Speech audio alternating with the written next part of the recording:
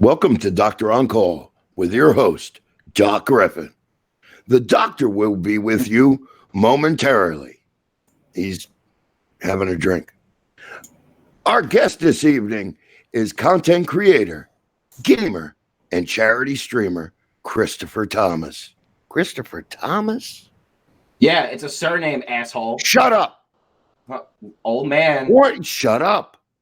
You're supposed to be quiet. Warning. Warning. Oh, it's okay. Warning. This talk show requires safety shoes to be worn at all times for the bullshit. Hard hats should also be worn. I got dyslexia. Should be worn due to the risk of falling knowledge and humor. While in the interview area, as always, pants are optional. Who wrote this shit? Warning. Doctor, paging Dr. Griffin, you're needed in the OR. Stat. Oop, and thank you very much. Nurse killing joke. Wow, that's one hell of a nurse. Shut the fuck up. Hate you. It says it is. But now the window that I had set up is all fuckered up. Bear with me here a second.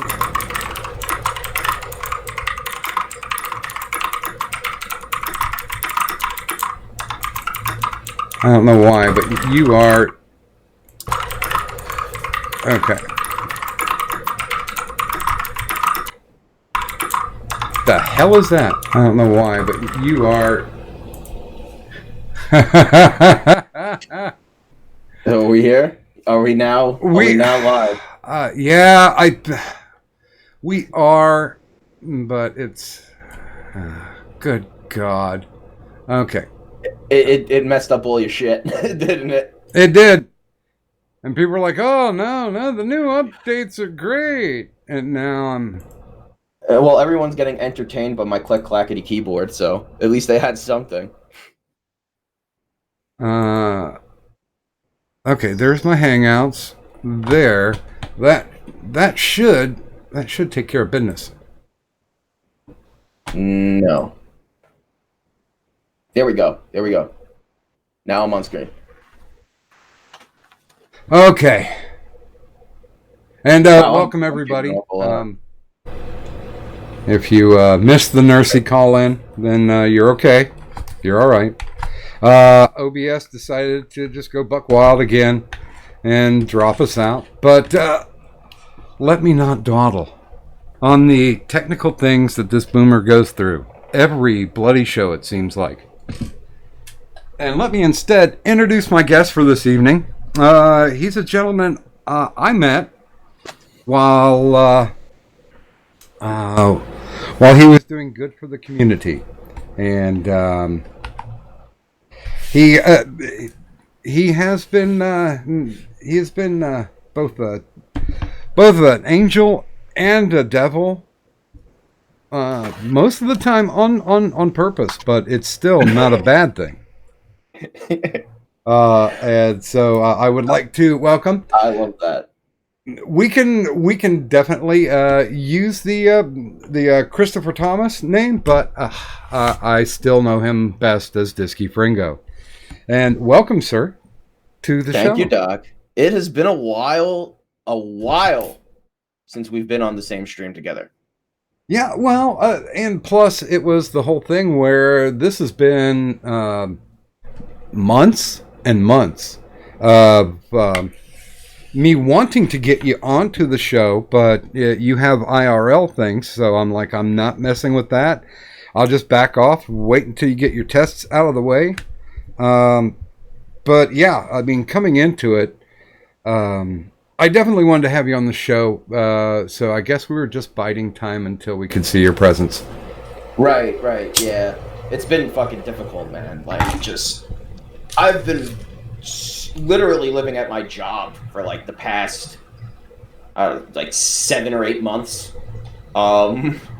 But now I'm finally starting to get freed up. I'm starting to get back into the YouTube thing a little bit more. I had a little bit of a lull in March, so I was able to do Community Service 5, so that's what I did with my time. But now it's more or less working towards new shit and new community services, which is basically my bread and butter. That's what I like to do. I like to put on those big productions, and I like to donate to charity and make it fun.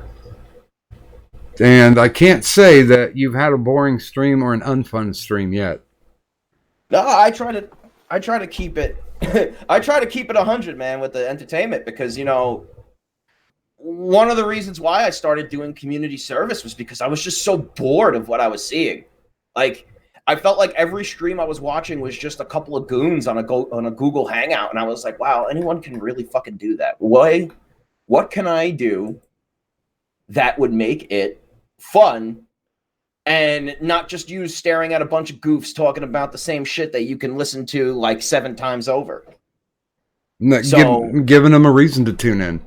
Exactly. Giving them something to watch. Like, that's what YouTube was for me. It was something to watch. It wasn't something that you just, like, you know, drawl out and listen to all the time. I mean, yeah, you obviously got podcasts on YouTube that I even listen to. It's just more accessible that way. But you don't always want to listen to a podcast. And now I know we'll get into the interwebs life, but as I am wont to do, I want to know where it all started, where where everything came from, and I know the womb is the obvious answer, but were you born and raised in New York? Oh yeah, I was born and raised Staten Island, the smelliest place on earth. Was it a nuclear family? Oh yeah, I mean, my mom and dad worked all the time, but my grandparents lived with us in the apartment downstairs. So, like, for the first maybe 11, 12 years of my life, I barely saw my parents. Like, my mom was a stock trader. She worked on Wall Street. My dad was a printer in the World Financial Center. Then he became an operating engineer in the World Financial Center, but my dad worked 11 to 7 shifts. So he would basically be home in the morning and in the day, but he'd be sleeping like all day long. Now, what does a printer do? Oh, well, you would print memos and papers. You would actually operate a printing press and print papers and memos and stuff out for the buildings and like all the offices and stuff like that. And electronic printers digital printers, I should say, started becoming more mainstream. And then the job basically just died. And my dad got close with the chief engineer in that building, and he got him a job. Him and my uncle actually got them jobs because him and my uncle worked in the same building. I'm old enough to where I remember mimeographs, and then all of a sudden, when photocopiers came in, man, I could see where that would be devastating to certain people. Yeah, like, he could have actually ended up making the same amount of money he did as an engineer, just as a printer, and he didn't have to get any licensing. He didn't have to get any tests, but he ended up doing it, and it worked out for him because he got in the union and got my family benefits. That was one thing my parents always instilled in me, is if you want something, you have to work for it. You can't get anything easy. You have to work for everything you want. Everything you need requires some monochrome of work. You are owed nothing. Exactly. So would you say that growing up, your sense of humor was more instilled by your grandparents? I would say my brother. My brother was a sadistic asshole. But I don't know. The first thing I really remember listening to humor-wise was like George Carlin and like Eddie Murphy and stand-up comedians, and it was always like the most extreme ones, the ones that always cursed, said the bad words, made the dirty jokes. I loved it. I loved every second of it. I still listen to them to this day. It's actually really good. And from there, just my sense of humor, I guess, grew darker, I would say. Because it's funny, I was actually watching the Absolute Mad Lads video today of bum fights. And bum fights and Jackass actually played a large role in my childhood, because that's like what me and my brother were like really addicted to. Just physical comedy, people doing dumb shit because we liked laughing at it. Like I remember the old Faces of Death videos, like when like all that LimeWire shit came out. My brother used to sit there and download videos for days. I was a fan of LimeWire myself. Oh man, those were the days, man. But like those were where you could find just about any video and no one would give a shit. And now I know the interwebs have dramatically changed, but did it really play that much of a role in your younger life? No, not really. I went out a lot as a kid, you know, just around the block. Like, you know, we had a whole neighborhood group that we all used to hang out with, all used to hang out in town and, you know, do typical white kid shit. And then as we got older, that's when we got into like all the dumb shit.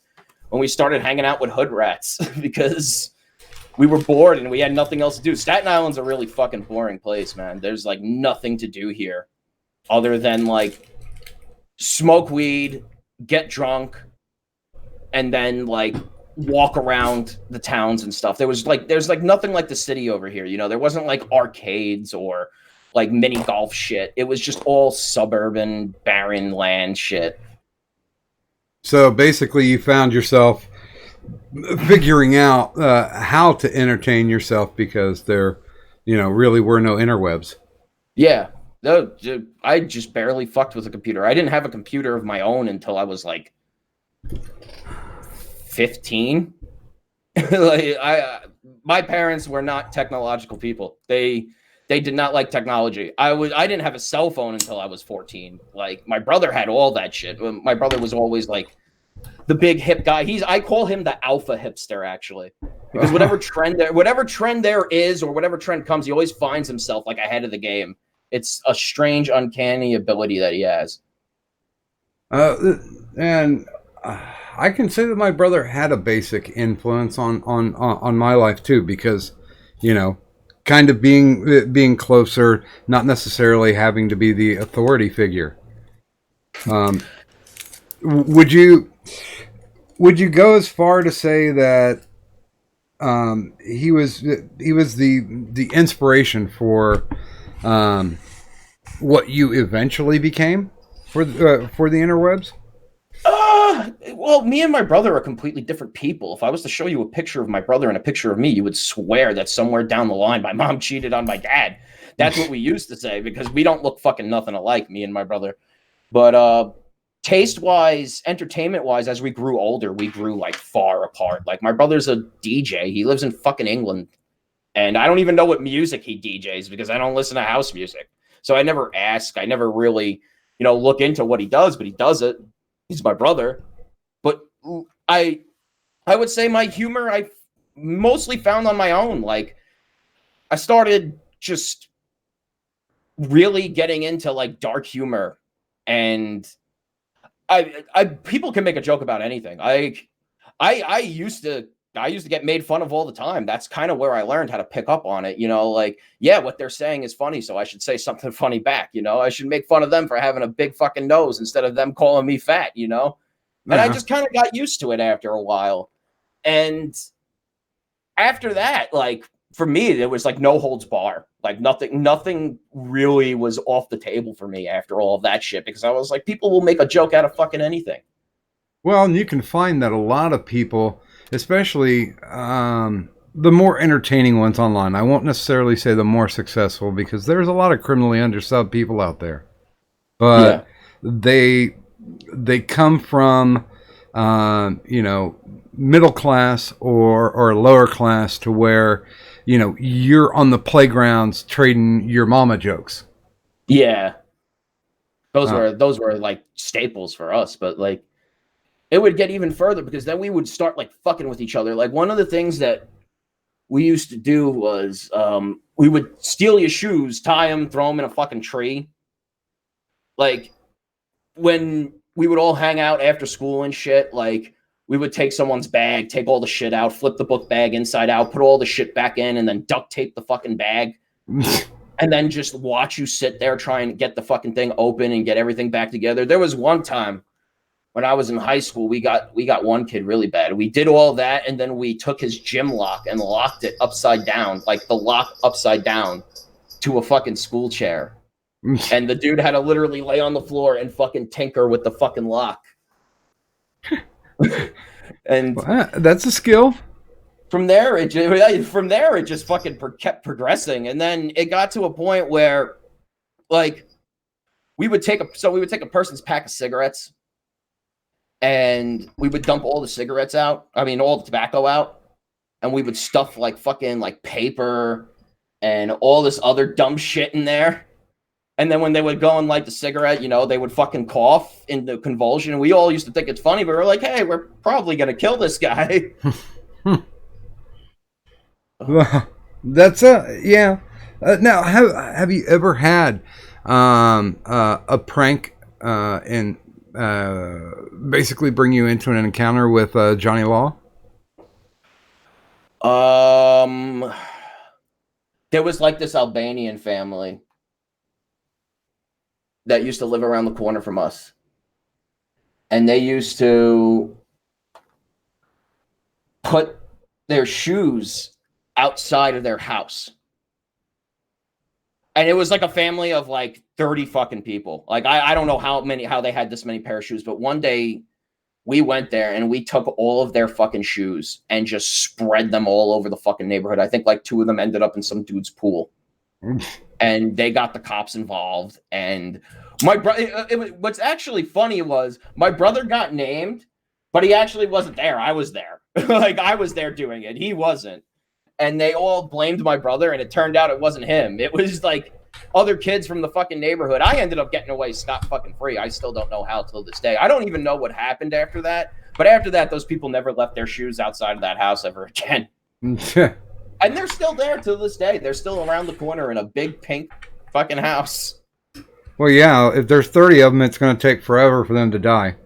Oh, yeah, dude. When we were kids, we were fucking evil. Like, we were assholes. And I think it was just mainly because we were all entitled and we felt like we were invincible and we were able to get away with everything. And it wasn't until, like, I got to high school and, like, I started to see, like, you know, how other people would respond if we would do that to them. And we were like, yeah, maybe we shouldn't just openly try and fuck with people's lives. And how were you as a student? Oh, I was terrible. I skipped school all the time. I was a terrible fucking kid. I skipped school all the time, went out fucking drinking during the day and smoking weed. I was fucking bad as a kid, dude. So, I mean, I somehow got my diploma, but I was terrible. I was an awful child. So what would your answer be if somebody came up to you as a freshman and said, well, what do you want to do when you get out of school? I wouldn't be able to fucking tell you. I literally wouldn't have been able to tell you at that time. I mean, when I originally went to school, I wanted to do screenwriting. So I took like a lot of fucking English courses and writing courses when I went to college. And right around that time, my grandmother passed away. And my family was kind of going into a complete fucking tailspin at that point. Like, my grandfather passed away when I was 13, but like my grandmother passing away was like a big thing. Like the whole family went into a fucking tailspin. My brother was having issues. He eventually got over them. It took him like 3 years, but he eventually got over them. He's gonna be close to 8 years sober this year. So he will be 8 years sober this year. And it was kind of like him going through that transition that motivated him into the person he is today. Like, you know, like I said, he lives in fucking England. I wouldn't tell you if you would have asked me like fucking 2 years ago if I would see my brother moving to England. I'd tell you, hell no. My brother would never leave New York, but he did. And he put his mind to something and he did it. What? And go ahead. No, I was going to say, did that give you any reassurance that whatever you were dreaming about, whatever you wanted to become, was achievable? It did later on. It definitely did later on. Seeing him at first, honestly, I'd tell you I'd probably end up dead somewhere and just not give a fuck. Yeah. But seeing him actually push forward to do that shit was inspiring. And you know, I buckled down. I I ended up leaving college because, you know, my parents just qualified out of we all just qualified out of financial aid. So I was basically using like my own bond saving money that I saved up for like years on end. I didn't end up taking out student loans. We were just using straight cash to pay for college. At that point, I was like, you know what? You know, fuck this. I went to my dad, and then I joined the unions in New York. I joined the trade unions in New York. I worked as a porter. Now I'm an operational engineer apprentice. I'm working on my licensing. And right now I'm just trying to buckle down and get my fucking life in order. Well, let's roll back just a little bit. What did you what was your major in college? English. It was English. Okay. I was an English major. And would I go back to school if I could? I probably would, just to finish it and get it out of the way and get it done with, just to say I did it. But would I do anything with the degree? I don't know. I wouldn't become a teacher making the money I make right now, because I'd rather make the money I make right now, save up. You know, I have a timeline right now, because just to skip ahead, when I moved to Harlem and I was living on my own in Harlem, that was just like awesome to me. If they didn't raise my fucking rent, I'd still be in Harlem. I had to actually move back home because they're gentrifying the shit out of that place over there. Well, fucking $1,500 a month in rent. You know, as an apprentice, you can't really afford that, but it's stupid to even pay that anyway, because you could get a fucking house in Jersey for maybe like paying 4 or 5 years of rent and own it and not have any mortgage and not have any problems. You just pay your fucking bills. And that's kind of what I'm trying to do right now. Because at the end of the day, this YouTube shit is just the YouTube shit. You know, it's there. It's never going anywhere. It's going to stay where it is. And my life moves without YouTube. So I need to make sure my life is moving and my shit's in order. Well, yeah. It's more of a it's more of a hobby, which is what a lot of people have been expressing. By the way, we're at the bottom of the hour, so if there is anyone who's unfamiliar with Disky, just check down in the descriptor. Not only is his Twitter there, but his YouTube, the Twitch, and I have to ask you about Plexstorm later. Oh yeah, I am Plexstorm official. I made a Plexstorm channel, and I'm gonna be streaming on Plexstorm. I'm gonna make Frodo and Gaius watch porn because it's gonna be funny. We actually got a strike for running sniping Plexstorm. That is probably some of the most. I remember that. That shit was so funny. I remember that. That honestly is some of the most depressing porn I've ever seen in my life. Oh man, that was a fun day. I remember that shit. That shit was so funny. Oh man. We try. Oh wait a minute, I forgot. I'm gonna have to change that up. I did not update the link, so welcome to Boomerville. All good. There we go. Okay, I got everything else right. So there we go. Now, so you're out of school. How long did you try the college thing? 2 years. Okay. I ended up dropping out in the middle of the second year. That was like right around the time my grandma died, like right there. And from there, I went and I became a porter in New York City. I worked in a residential building in Times Square. And Jesus Christ, the shit I would see there with fucking rich people and Broadway producers and all that shit. New York's rich is probably the most interesting human being you'll ever meet.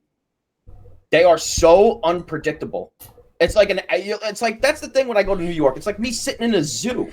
I just sit there and I just watch these fucking people go through their lives and everything. And they watch me too. I bet I definitely look like a fucking test subject. Don't get me wrong. But like, have you ever seen videos of crackheads on the train in New York City? Yeah. Those are some of the most prolific, indestructible motherfuckers you will ever meet in your entire life. A crackhead can take a beating for fucking days and still live to tell the tale and still be in your face talking about Jesus, asking you for pennies. But you know he's not going to go buy some food. He's going to buy some crack. Well, I've made several visits to New York City, and I found it. You know, I've spent most of my life in the Midwest. I found it very entertaining that I didn't have to spend money to go to a Broadway show because the show was right there on the streets.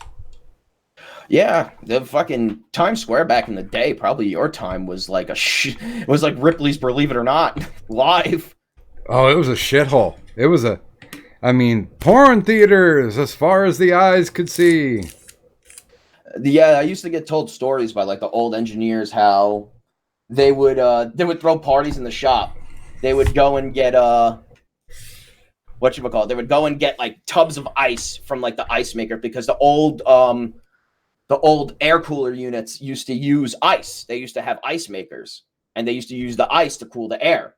So they would go to the ice makers and just get buckets of ice and just fill them with fucking beer. And then they would go in like 2 vans that the company owned and pick up all the prostitutes on Times Square and drive them back to the shop and have a huge fucking party.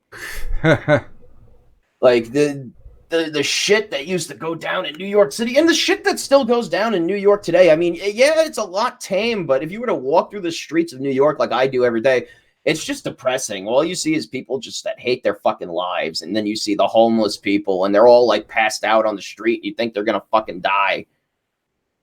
Yeah, actually, one of my routes, because I used to drive trucks, was to go through Harlem. And Harlem was like a slalom course. I mean, there was garbage and trash all over the place. Oh, dude, Harlem is like a fucking church now. It is clean. The people are fucking cool. I loved Harlem, man. If it was up to me, I'd fucking still live in Harlem. Harlem is the shit. And I still have some friends out there. I actually saw them last weekend. I went out and I saw my friends out in Harlem. We went to a bar out there. And they're even saying, man, it's getting tough living there because the rent is just going up. The neighborhoods are becoming much nicer. And now they're thinking they're going to have to move to the fucking Bronx. And no one wants to live in the fucking Bronx. Ugh. You're so far away from everything, and it's like literally the worst area in New York City now because Brooklyn used to be the worst area in New York City. Now Brooklyn is like white people central. Yeah, there's like you were saying, there's a lot of gentrification going on in the aisles. Oh, dude, it's $20 for a pack of cigarettes here. Oh, that's just wrong. I have to go to New Jersey to get my cigarettes. I drive over the bridge every week. I go get my fucking cigarettes in Jersey.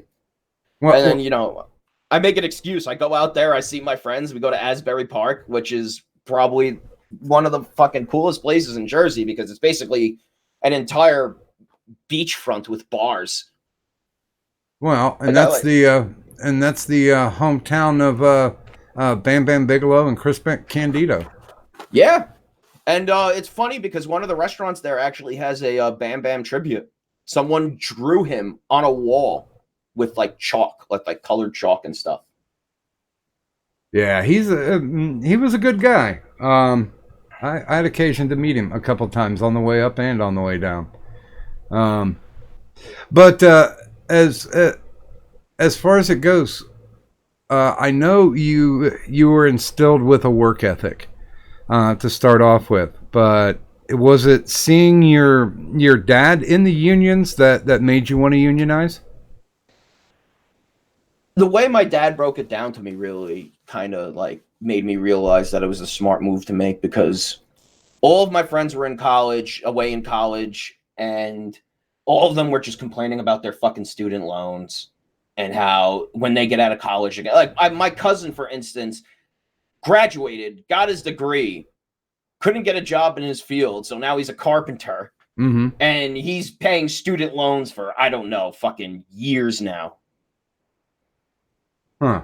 And I can't give you an exact number, but it's a while. He's going to be paying student loans for a while. And it was like that. It was like, to me, it's like, do I want to own the government money after I'm done doing all of my hard work to get my job only to work even harder? Or do I want to work hard now and make the money now? And that's what it was to me. Make the money now. That's definitely sensible. And I do apologize that you're on camera the whole time because of the glitch.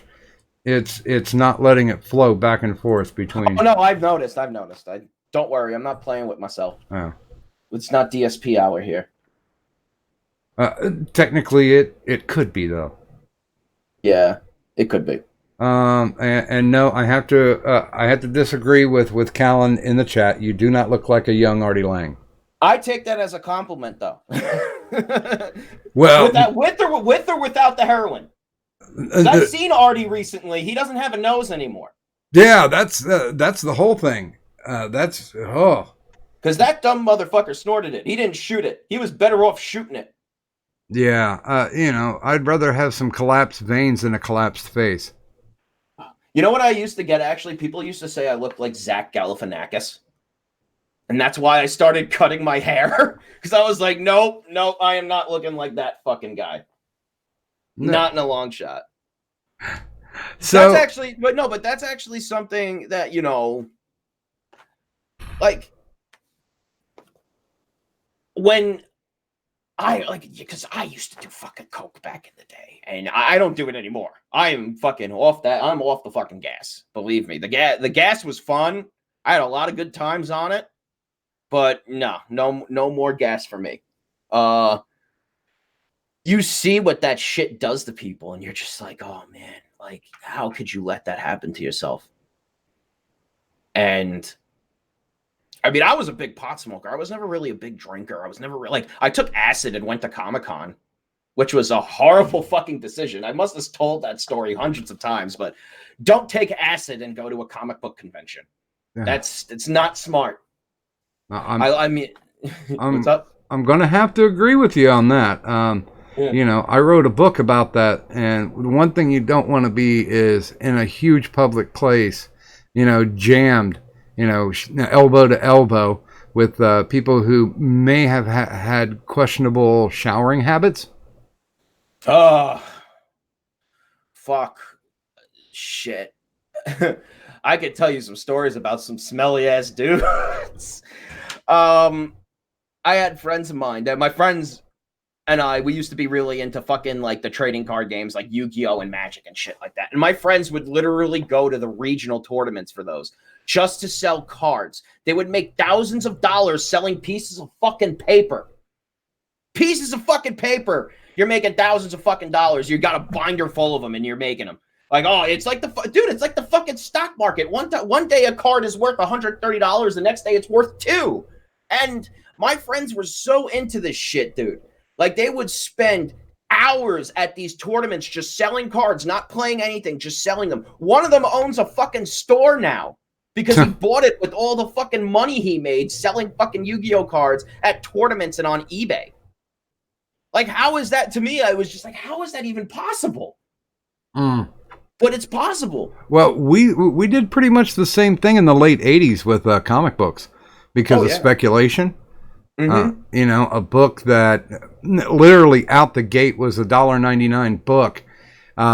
We would finally get it in, and just from pre-orders, automatically the book would jack up to like $100, and it was insane.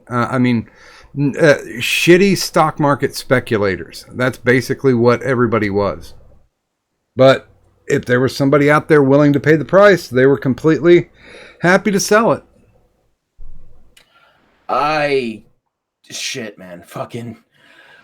couldn't even fathom it because what they would do is they would go to like these Chinese run card stores where they would get the legitimate cards and they would sit there in the morning. And when they would open, they would buy all the fucking boxes, open all the packs, all the cards that were valuable were on eBay by the next day. But getting back to the topic, going to these tournaments, they were just motherfuckers that you could just definitely tell didn't take fucking showers. Like, I'll tell you something. I shower 3 times a fucking day because of how much I sweat at work and shit like that. I walk around. I should walk around with fucking Old Spice in my pocket. I have like 2 of them in my fucking locker at work. But literally, like, as someone who does outside work in the heat, and like, you know, inside work and fucking steam and boiler rooms, and you're sweating a lot, you know that, hey, I should fucking shower. I shower after work every day. But then you see these motherfuckers, they just, you know, they look dirty, they smell dirty, their clothes are dirty. Like, I don't know how people can do that personally. I get some people have like mental fucking problems. Wow. But that shit is just like, to me, that's like full blown. Like, you should probably be locked up somewhere because you smell so bad. Like that shit that Jim was talking about the Yu-Gi-Oh people, that's real deal. They really do smell that fucking bad, and it's a problem, and people always fucking complain about it. Yeah, and technically, corpse is not supposed to be a fragrance. No, it was more than corpse. It was like fucking hot ass locked in a steam locker for like 2,000 years, and every day someone just poured in putrid organs. Yeah, a buddy of mine when we went to a comic book convention said, "You know what? I'm going to guess that guy is fermenting cheese between his rolls." Oh man, fucking. Ugh. And I'm a fat dude too. You gotta wash more when you're fat. You gotta shower, dude. Like I don't get it. You have a personal responsibility for cleanliness. If you give up that right, then you're not allowed to have your feces hurt. If somebody's like, "Man, you stink." Like I go to the gym. I go to an LA Fitness, and you literally sit there and you see people have fucking all. If you're at the gym and you have deodorant, you know your shit. Like if I was those guys, I'd pretend I'd go to the gym. I'd carry deodorant everywhere I go. Well, you go to the gym, you work out, you sweat, you smell like shit, you spray yourself a little bit, just so you could just fucking smell decent if you have to do something afterwards, and then you go home and you shower the shit off. Although I am a little bit of paranoid when I see people start whipping out those cans of Axe body spray. Yeah, the Chris Chan effect. I never got into Axe. I always used regular, straight to the cut Old Spice. Well, it's like, I don't know if you spend a lot of time ever hanging around hippies, but they think that patchouli automatically takes care of any type of body odor, that it dissolves it, and they're wrong. I mean, I know raver kids that used to say that shit, but they always naturally smelled like shit. They were raver kids. So, do you remember your first YouTube experience? The first thing that you saw on YouTube, or I should say, how about the first thing that you saw on YouTube that entertained you? Well, I mean, I was on YouTube a lot in the beginning. I used to watch like fighting game tournaments and fighting game tutorials, and then I would watch just general Let's Plays and fucking cooking channels and fucking wrestling channels, and then old podcast channels. Like I used to watch the Talk is Jericho podcast all the time on YouTube because I just didn't want to download another app. Yeah. But I guess you could say like when I got into the idea of trying to socialize on YouTube was like I started listening to Jim videos maybe like 2 or 3 years ago, and it was mainly because I just found like him talking about crazy retarded people funny as fuck, and I still do. Yeah.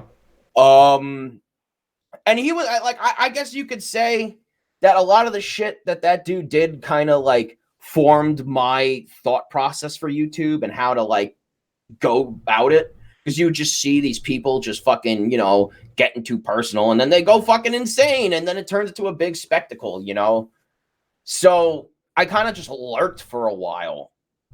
And then when the blood sports shit like started going down, and I started like getting like, oh shit, YouTube has live streams now. I didn't even know that. I thought Twitch was the only place that fucking people do live streams. I thought everyone on YouTube just did edited content.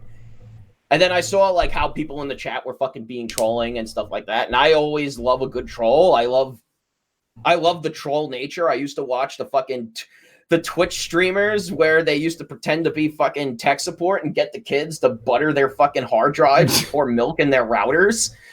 And microwave a laptop. Yeah, the microwave laptops and shit like that. All fucking goofy, stupid, funny shit. And I was just like, you know what? fuck it, I'll join a chat. And then from there, it just kind of took off. I was in chats. I used to send fucking bogus fucking super chats. Like, I'll tell you guys this, a lot of the phonetic names that you've probably heard during the blood sports era were most likely me, because that was like my fucking shit. I just loved getting people to say dumb shit. I do it to Old Man constantly. Like, every time I donate to Old Man, I make sure that he says something fucked up. Like, I will, and it got to a point where I just got lazy, and I would just put "I like big black cock" in the name, and he would just read it because someone donated it to him. Making it clippable. Yeah, you know, just fucking goofing off and fucking around. Like, that was my bread and butter, man. I used to like fucking around in the chat, but then, I went on a live stream one day, like on an on-call live stream, and we were talking about fucking The Sims and like the creeps in like the Sims mod community and stuff like that. Whose chat was it? Or whose stream was it? King of Pole, actually. It was King of Pole. It was King of Pole. It was King of Pole's thing. And then from there, I was just kind of like, you know what? Maybe I can, because dude, this is when I was living in Harlem. Like, you know, I got into some shit. I left my house and then I moved to Harlem. And when I was in Harlem, I didn't fucking know anybody. I was bored as fuck. So the internet was like my only social tool at the time, because like all I knew from Harlem was how to get to work, how to get home. I didn't want, because by the time I got home, it was fucking late, and you know, all the shit. All right. The pills are dropping. So it is reconnected. All right. I'm pretty sure. Are we good? Oh, hold on. I'm still loading. I got a thumb up by Gulf City Outlaw. So all right. So if Outlaw says we're good, we're good. I trust the man. Yeah. All right. No, he says we're back. Yep, we're back. Okay. Well, we're gonna try to keep this up. Somebody recommended, and I'm not gonna name names, Pickle, but they recommended me updating, and everything's gone foobar since then. But I still love him enough to where we'll be having him as an interview in July.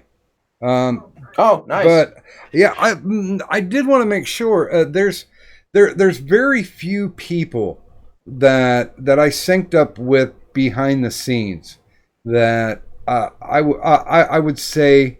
I mean, I don't share a lot of my personal information, but somebody that I could confide in, or at least get a clear point of view, something that's not polluted by, oh well, you're running with this crew, so therefore I have to devaluate what you say, or you like this person, or you like that person. You were one of the first people that I hooked up with behind the scenes that had a very no bullshit attitude about it. It's like, no, I don't like this guy. I don't really have to give you a reason why. I just don't like him. And, you know, you even forewarned me on a couple people that you were 100% correct on. And by virtue of that kept me from a lot of shit. How did you find yourself stuck in this role? Because I know there's a lot of people out there that are incredibly thirsty, gaining as much knowledge and information, and you know, trying to become a puppet master. And you never did that shit. You were just like, I know the story. I don't want anything to do with it. What makes me laugh about that, this is just what makes me laugh, because that was always a question in my fucking head, was why do I know so much shit I probably shouldn't know about these fucking people? That was always something that just fucking zing right in my head. Like, why are they telling me this? I barely know you. I've known you for like fucking what, like 3-4 months, and you're telling me everything your mother did like 9 years ago? Like, I don't know. I guess people are just so desperate to be liked by others, especially others of status, that they're willing to go through extreme lengths to prove loyalty and to prove that they can hang with the crew. Dude, I just fucking went and did it. Like, that's really all I can say. I just went and did it. I went and talked to people And it just kind of fell into place, because I guess a lot of the issue is a lot of people that I have encountered, especially E-celebs, are very socially awkward. You would swear these people have never talked to anyone IRL in their entire life if you've ever spoken to them. And they don't they read entirely off the internet. They read entirely off your words. So you're never going to know a person's true intentions if you're not talking to them face to face. That's something actually fucking old man, really kind of beat into my head, was you don't know somebody until you know them. And that's just the way I've always taken it with the E-celebs. They got their problems. Just don't get involved. Just have fun. And then, sometimes, you get caught up in it sometimes because you become friends with people, and then you see people fucking with your friends. And then you're like, I don't want people like this fucking with my friends. I'm going to fuck with them back. So then you go and you fuck with them, and then you end up getting yourself into a fucking whole big fucking shitstorm, and you're sitting there at work on your fucking phone, and people on Discord. Downloading Discord on my phone was the worst fucking decision I ever made, because every time some shit went down, I would get up and there would be 35 fucking notifications on my phone, and I'd just be like, dude, I'm trying to fucking work here. That's do you people have nothing else going on? Yeah, that's one of the biggest reasons why I've always said, Discord is the devil. And, if you want to contact me, find me through Twitter, because I was getting like 10, 15 messages a day. Guess who did this? Or I get a screenshot, or I get a dox from somebody. And I'm like, why are you sending me this? I don't want it. I don't need it. You're not going to get me involved because of it.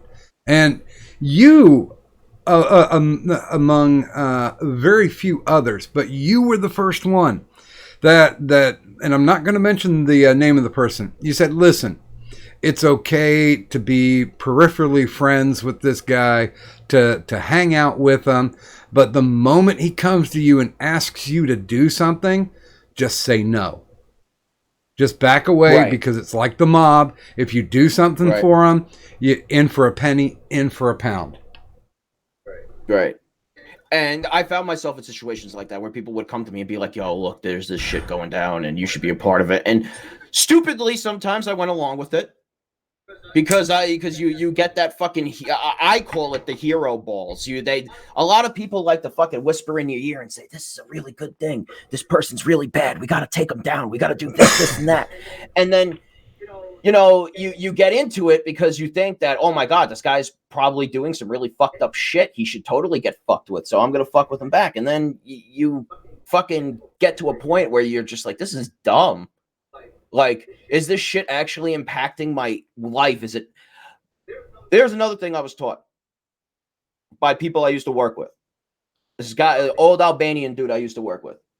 Is it fucking with your paycheck? Mm-hmm. No? Then why do you care? Only give a fuck if it's fucking with you. Crash everything. Okay, it's saying that it's back. Are we back? I don't know if we're back. It looks like we're live up. The pills dropped, so the connection's there again. Okay, so I think we're live. So, we're besides the technical difficulties, we are at the top of the hour. So if there's anyone in chat that has any questions, feel free to load them up. We'll ask them as they come. But down in the descriptor, there is, of course, Disky's links, not only to his Twitter, but the YouTube, the Twitch, and the correct one for Plex Storm. Also, my links are down there. If you like what I do, go ahead and hit me up with some Streamlabs, because it's going to be a long, long time before I ever do Super Chats, because that's going to be never.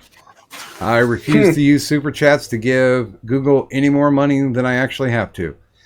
And, of course, down there in the bottom, the most important part is the prescription for the additional entertainment. These are YouTubers that I like. These are YouTubers that don't necessarily have a lot of subs to them, but I think what they put out is Say quality. Hello, Nancy. And I recommend it. Hello. Say hi, Nancy. So, I guess we could get into some lore. Some people will remember her. I don't think any of the new people do. But everyone say hi to one of the original thoughts from Community Service 1.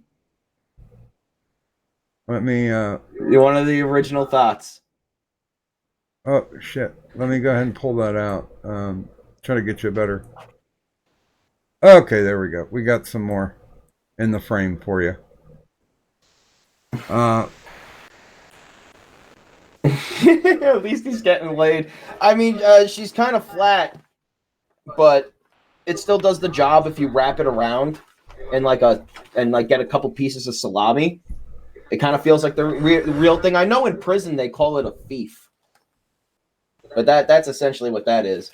The blow up doll was a gimmick that I did for the first charity stream. For some reason, I actually told people I was flying in some thoughts from California. And I had people actually really thinking that I had women coming. Like some people were speculating that I was hiring prostitutes, and lo and behold, it was like $15 blow up dolls I bought on Amazon, and I painted one of them in blackface and called it the diversity thought. Yeah. And we made them race in the pool. I enjoyed Disky Poolside. That was legitimately the first stream that I ever saw of yours. And that was just on a whim, dude. I actually had a couple of weeks to plan that, and that was a lot of fucking shit that I had to get together. I think I set a globe on fire. I had a slide whistle. I did a rapper gimmick where I put grills in my mouth. What else did I fucking do that day? And then there was the diversity thought, and then I did fill up the diversity thoughts with dust off. And I didn't know that was something you shouldn't do, and I set them on fire, and I ended up chemically burning my throat for 2.5 days. Yeah, that's not a good thing. Yeah, that was how that one went down. And we did that for the Wounded Warrior Project. We managed to raise $300. And true story, this is the true lore. I accidentally set it to $300 per month. And I didn't realize it for 4 months that I was sending the Wounded Warrior Project $300. Wow. And then from there, I called them and I was like, hey, yeah, I've been sending you $300 for 4 months and didn't realize it. And first thing was like, do you want us to send you the money back? And I was like, no, fucking keep the money. I was just wondering if I could lower it to $50. And they were like, oh, that's great. Sure. So now I still pay the Wounded Warrior Project $50 a month. They actually took it out of my check last week. I still pay them $50 a month since that charity has gone on. Well, what was the inspiration, not just for the charity stream, but for the charity? Wounded Warrior Project, it was around the time where my cousin from Hawaii, who was a Vietnam veteran, he did 6 tours in fucking Vietnam, moved in with us, and he would just tell me stories about, like, you know, guys coming home from the war and getting spit on and becoming homeless and going insane and becoming drug addicts. And I'm just stuck on 6 tours. Yeah, 6 tours in Vietnam. That's a lot of PTSD to build up. And Larry's he's a ball of stories, that man.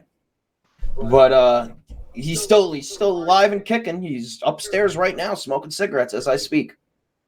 But well, we appreciate you, Larry. Yeah. And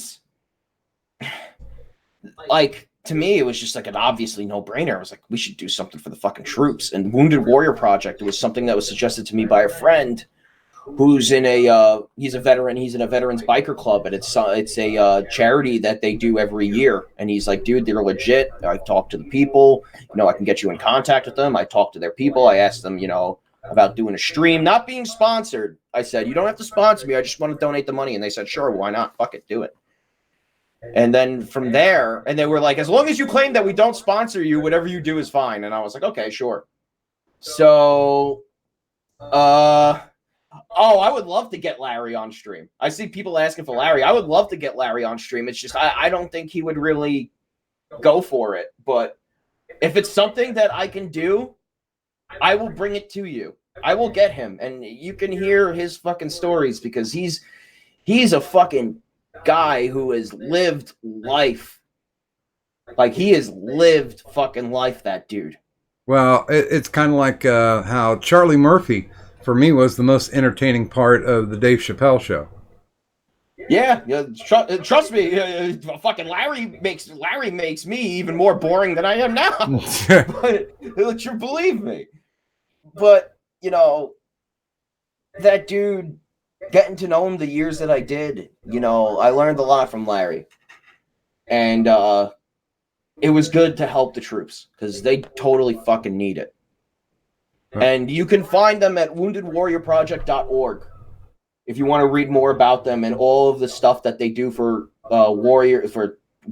Yeah, they're definitely warriors, but for the soldiers, Marines, anyone that's ever been injured in combat. So, Slappy says Larry sounds like a badass. Hold on 1 second. I'll tell one quick Larry story. Okay. I'll tell one quick Larry story. So, my family, on my mom's side, owns property in Pennsylvania. They own like trailers, and it's like along a creek. It's like a literal fucking trailer park, basically. And it was like their vacation home, because they would go there and swim in the creek. So, Larry is in my Aunt Helen's trailer, and this is at like 7 a.m, and he was fucking shithoused the night before, and he woke up still shithoused. So Larry wakes up. He walks to the breakfast table, and the breakfast table, there was a sliding door with a window, and he sees a fucking deer right outside the door. Maybe, he says, maybe about, 45 feet away from him. Larry goes, oh shit. So he goes and gets his fucking gun, opens the sliding door very quietly, sits at the breakfast table, puts the gun on the table and rests it, and shoots the fucking deer inside the house at 7 o'clock in the morning, waking everybody up. My Aunt Helen woke up, Larry! What the fuck are you doing? Like, I saw a deer. He fucking shot the deer. He killed it. So, did you guys have venison then? I wasn't even born yet. That was my cousin John's story, but I have a story from when I was born. This is another quick one. I went up. This was like a weekend I was supposed to go up with my Uncle Joey. That's my mom's brother. That's another big inspiration in my life. My Uncle Joey is literally like the very definition of work ethic. You never know a hard that dude. His vacation is work. Let's put it that way. But one day we were going up to the property, and it was my Uncle Joey, me, my brother, his friend, and his daughter. And his daughter was 9 years old. I was like 10. My brother was 13. So we go up there. We get there. It's like a 3-hour fucking drive. And the daughter goes, I have to take a piss. So she goes, takes a piss. Doesn't even, opens the door. Not even 2 seconds later, she comes out screaming and crying, there's a monster! There's a monster in the bathroom! There's a monster in the bathroom! And they're like, oh, there's no monster in the bathroom. No, there's a monster in the bathroom. They go in the bathroom. They open the shower curtain. And there's a fucking dead deer that Larry hung and gutted and left it sitting in the fucking shower so the blood would drain out. And he was cutting pieces off it and grilling it that night. Not giving a shit. He was cutting fucking pieces off the fucking deer and just leaving it in the shower. And every day he would go in, cut a fucking piece off, throw it on the fucking grill. He was a real true-to-life motherfucker. He used to take live fish and grill it while it was still alive. He would throw it on the grill and hold it down with the spatula, and it would flop on the grill as he's grilling it. Wow, that's so you could see the expression. Yeah, he was a solid as fuck dude, man. And God, I got completely sidetracked. No. I could talk about my cousin Larry all fucking day long. Dude is fucking cool as shit. No, the other thing that I'd asked was, why did you decide to do charity streaming? Because I never really wanted to make money doing this shit, man. I just kind of wanted to have fun with it. And to me, it was like, I already have a full-time job. So if I am to make, because people kept asking me, oh, where can I donate to, man? Where can I donate to? Where can I donate to? I'm like, dude, I have 10 subscribers. Why are you trying to fucking donate to me? Like, you know, go give the money to somebody who needs it. And that's when it clicked. And I was like, there you go. That's what I can do. So I said, how about we get some production going? We get a whole big shit for it. Like, let's put it this way. If I did everything I planned for the first community service stream, it would have been a fucking 25-hour stream. Like, literally. I had a notebook. I fucking didn't bring them down with me. I should have brought down my notebooks with me. But I had a notebook that fucking just pages of shit that I wrote for Community Service 1. Because I just wanted to make it so off the fucking wall insane. And it ended up being one of the more tamer podcasts, the streams I'd done, I should say. And then Community Service 2 was my first ever getting guests on and doing that and having people contribute to it and whatnot. And like here's some lore. Community Service 2 was all Doc's idea. Yeah. It was Doc's idea. He came to me with the idea for Community Service 2 for getting people to read Chunk Tingle stories. And I believe it was you and Old Man that fucking picked the American Stroke Foundation. And we ended up raising $800 fucking dollars. Yeah, that was amazing. Charity. $800 fucking dollars. I was completely fucking I have a microphone in my hand if people are wondering. It's one of my spares. Yeah, and the reason why I suggested the American Stroke Foundation were these were people who weren't there for the prevention. They were there for the aftercare. And that, just like Wounded Warrior, that stuff kind of gets missed. They're like, how can we prevent this instead of, well, how can we help people deal with it after it's happened? And it was, you know, reading all those stories that, you know, were on that website, it was just like, this is an obvious choice for a charity because these are people that just are suffering greatly because of their afflictions. And the fact that I think at most we got 35 people. 35 people donated $800 fucking dollars to that stream. 35. That's most fucking charity streams. You get that amount of money, they have like $1,000 in there. But 35 fucking people donated $800. That just blew me the fuck away. And the PayPal fucked up and everything, and we still got the money donated. We still did it live on the air.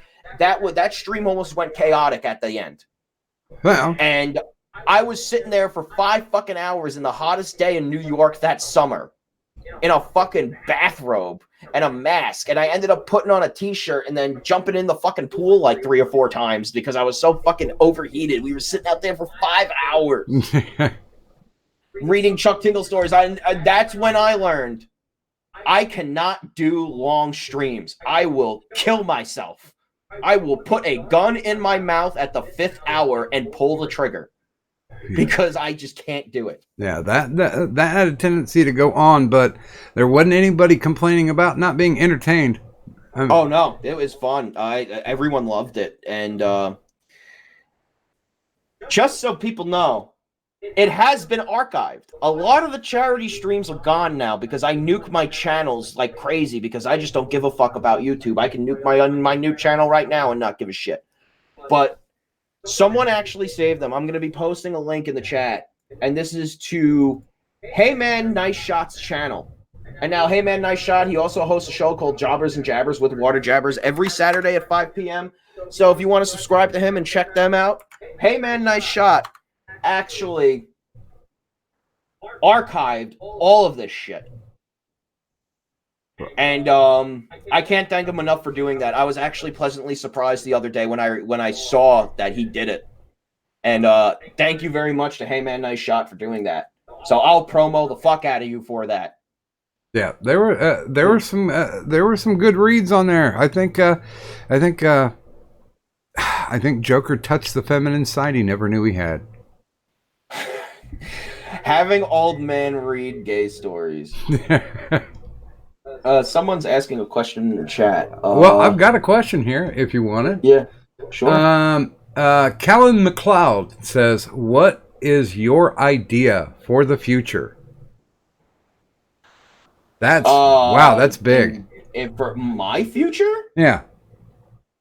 Oh, well, I was going to try to get into that at the end. Yeah, but yeah, I think we can save that now. JRB comes in now with the wanting the definition of what a diversity thought is, but I think we've already given that.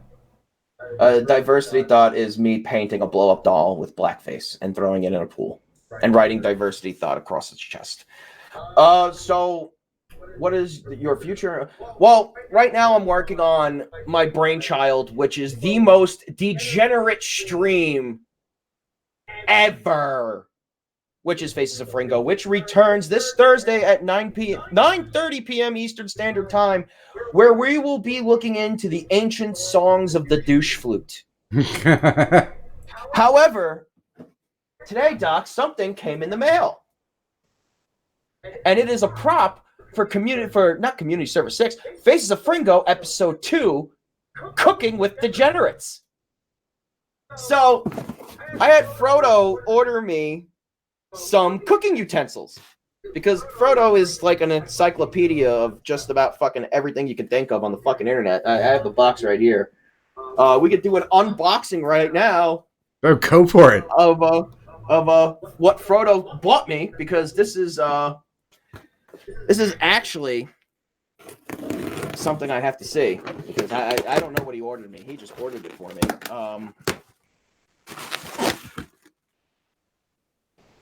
What the fuck?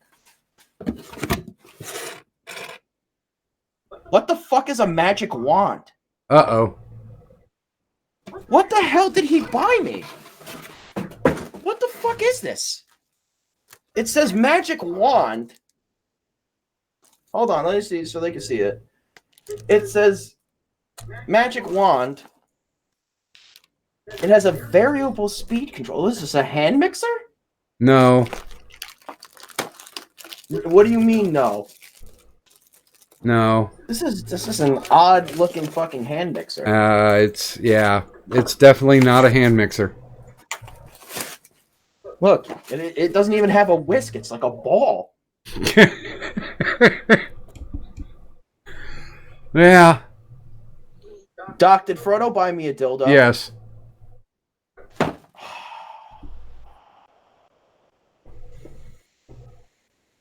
But it's a good one. From what my ex-girlfriends used to rate. I'm going to kill him with this. It'd take forever to make. It'd take forever to turn it into cake batter. I'm telling you that right now. I am going to go to Canada, and I am going to murder him with this. That'd take a long time. He sent me 6 more boxes, Doc. What the fuck did he buy? Only the Frodo knows. God damn it, Frodo. He's not even here right now. Fucking little blowjob. Yeah. It has an effects pedal. What is a fucking speed control? What is this fucking thing? Yeah, it's kind of like set it and forget it. Oh, is this the fucking thing that Stern used to do when he used to pay those fucking chicks, like porn star chicks, to come on and masturbate on the show? Yeah. Dude, look at this thing. It's like a fucking mace. You could beat someone to death with this fucking thing. But Degenerate Kitchen, or Cooking with Degenerates, I should say. That's episode 2. There's apparently 6 more of those fucking coming. Remy's calling it the Cadillac of vibrators. What the fuck? Oh my. So now you've continued on. You've done 5 streams, right? Yes, 5 streams. Okay. Now, besides that, you do community gaming streams, Yes, I do. and you also are now apparently going to be cooking with vibrators. I'm moving up in the world, Doc. Yeah. Your baby boy is growing up to be a cowboy. So now I can see logically, since you're a gamer, where you would do gaming streams. I know where you're getting at. Okay. So I know where you're going. Are we going to talk about the Pain Olympics now, Doc? yes. Oh boy, everybody's favorite topic. All right, everyone's Doc. Please explain the Pain Olympics to the people that have not seen it. It's dependent on what's set. Like let's just go by let's go by Dead by Daylight. One show you had a wheel of hot sauces. And if you didn't meet whatever the goal was for that game, you'd spin the wheel, pull it off, and have to drink the hot sauce. Yeah, and that hot sauce tasted like shit. And the hotter it got, probably the worse it tasted too. Yeah, but then you remember I painted my face with them? That's why I was in the chat like yelling, no, do not do that. Everyone, well, you fucking poor Zach. Zach was literally like, Disky's a friend of mine. Please don't let him fucking do this dumb shit. And then he sends me a message. He's like, dude, you are fucking retarded. And I was like, yes, Zach, I know. He's like, you could have gone to the hospital. And I'm like, I know, Zach. Yeah, I could have gone to the hospital, Zach. But Jolly Rogers is bringing up the most infamous of the Pain Olympic streams, which was when I fucking tased myself. And where did you tase yourself? I tased my thigh. I tased, and then as I kept losing, I worked up the body. So I tased my thigh. Then I tased my inner leg. And then I tased my arm. And then I tased my gum. Yeah. Right here. Ugh. Right here. Right in between there. Tased my gum right there. And then I tased the inside of my nose. That was the one that got me. Even though your bloodthirsty chat, as lovable as they are, No. The nose one was actually the one where they were telling me to stop. The gum one was worse. The gum was worse than the fucking nose. Well, and they fucking were cheering me on with the fucking gum. Well, no, but if you remember, they wanted you to go south of the equator. Oh, that was just Old Man and Frodo being fucking Old Man and Frodo. They wanted me to tase my fucking gooch. No, but yeah, the nose thing was like, damn it, we need an intervention now. Yeah, like I would say painting my face with hot sauce was the end of the Pain Olympics because I literally almost went blind and I had to work the next day. Yeah, good God. And whatchamacallit? And then I did like the Death Nut challenge to end it, and I almost got through the last level, but after I ate the 4th level, I said fuck it.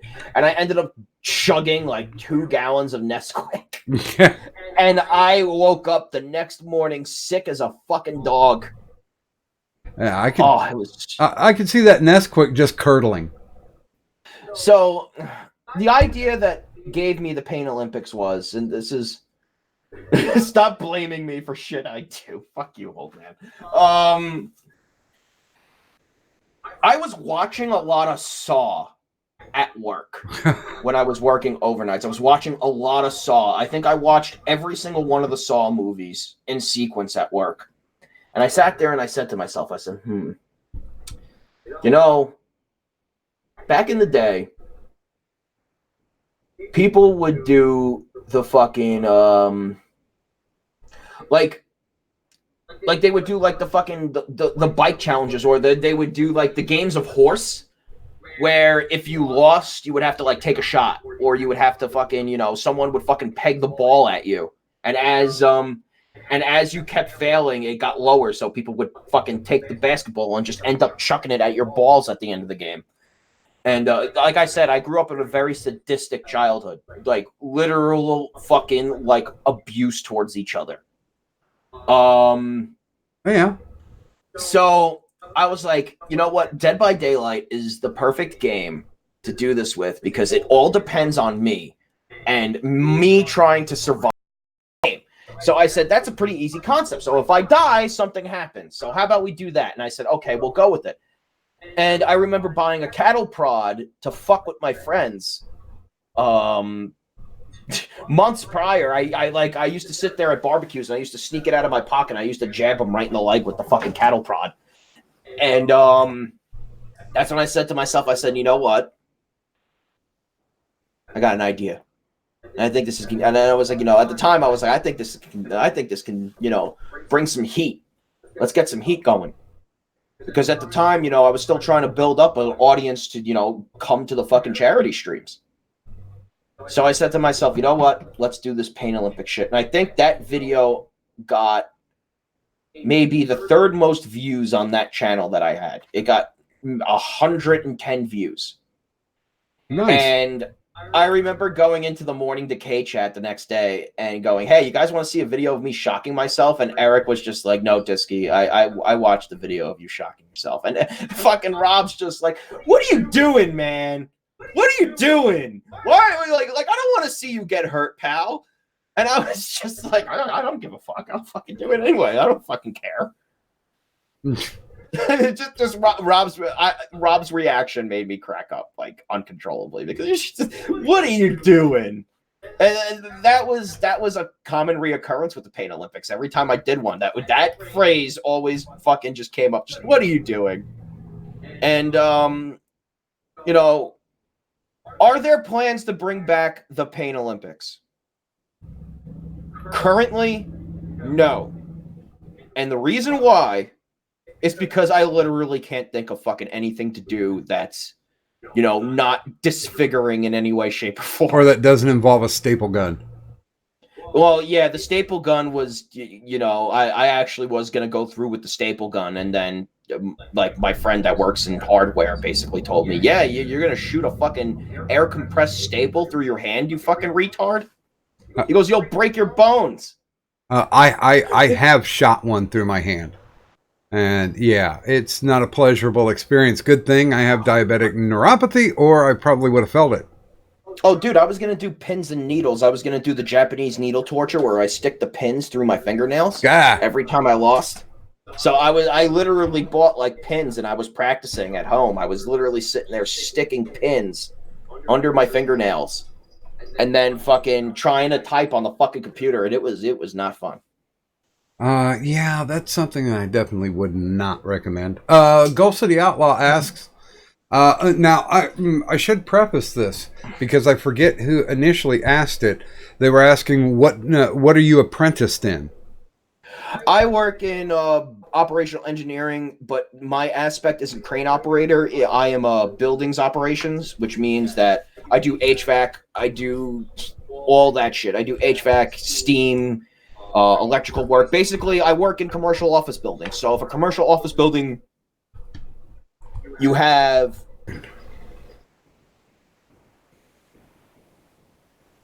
Okay, so there must be some type of fuckery going on with Chrome, too. This is weird.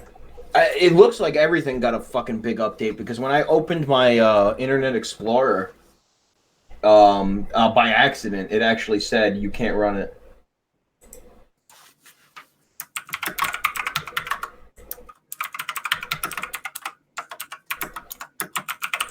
Why do I have... I shouldn't have two. Oh, we're back. There we go. Now we're here. We are back to amuse you for a little while longer until it gets so incredibly frustrating that we just throw our PCs out the damn window. There's only two people there anyway. Oh, okay. Yeah, no, it's my MySpace page. Sorry, guys. It kind of dipped out, but most everybody's back. They were patient. It's Susan with JoJo. Uh, yeah, I tell you what, that little wheel better stop turning. Okay, let's see if we can backtrack here to figure out where we're at. We got to the Pain Olympics. Oh, we were just talking about my job, I think, and then it cut out. Yeah. I believe Golf City Outlaw was asking, when are your exams? My first test I kind of botched, so now I have to take it in September. So I'm taking my first test in September. That is for the Z51 refrigeration handler's license. And then I got to take the practical, which is the refrigeration engineer's license. So once I get both of those, then I'm a full licensed engineer. And then, I make more money, which is great. And I could finally fucking, move out to Jersey like I planned. I do have plans of actually putting a fucking down payment on a condo like next April, because I'm looking at a couple of places right now in Jersey. I haven't really settled, but I'm moving out of Staten Island to Jersey because I can't fucking take it here anymore. Sucks. Staten Island is bullshit. So are you planning for family, wife, little ones?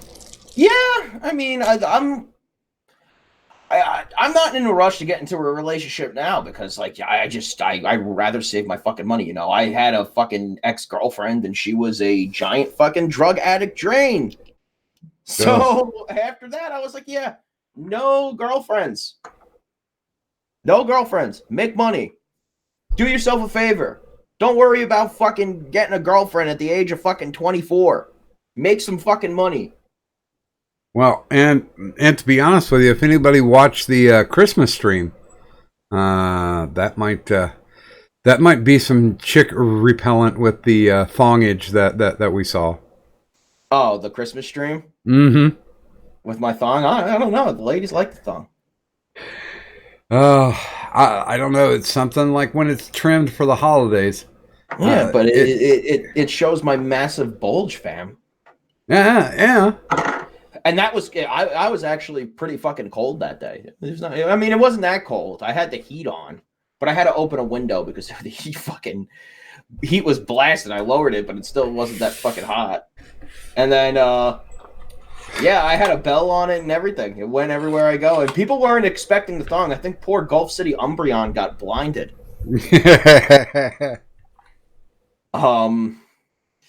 But then there was we forgot to talk about the third stream with me, you, and Zach, and fucking Cadunt was there, Trippy Poop was there, Pickle was there. We had a bunch of people there. Old Man was there. Fire Mistress was there. We had a fucking game show where we did the match game. And I totally want to do that again because it was fucking funny. And I'd bring the same people on because they were fucking great. Every single person that came on the streams have been fucking good. Well, I will tell you this. The only reason why I have like 24 people in my damn Discord was because of that stream. And that was such a fucking fun day, man. Oh, yeah, because I fucked it up again. I always fuck it up. That's another thing with the streams. I always fuck it up somehow. Something always gets fucked up. So you can always bank on it. So now I'm going to start hosting like a Deadpool on when the fuck up will happen. Will it happen in the beginning? Will it happen an hour in? Will it happen 2 hours in? So there you go. You guys have something else to look forward to. You guys can rank my fuck ups and bet on them. I don't think that crash and burn was your fault. But it was the OBS, but I should have tested it beforehand. But the fuck?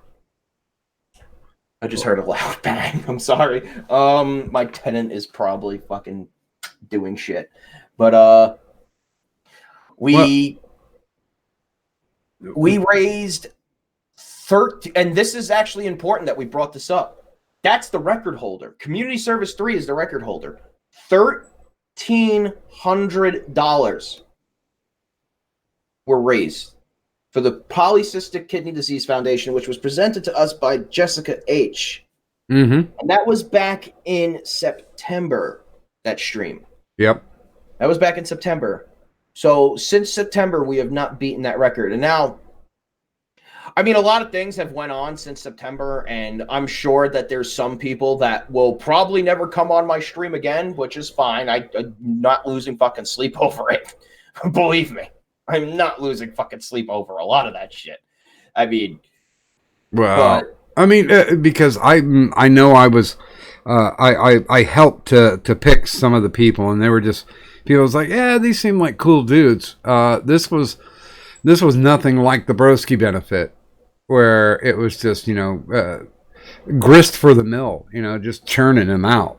yeah, that was a fucking dog pile. You had like fucking 80 different fucking personalities. It seemed like AIU was fucking there, and I was like, what the fuck is this dude doing here? How do we know who he is? How did he get here? Yeah, I went and got him.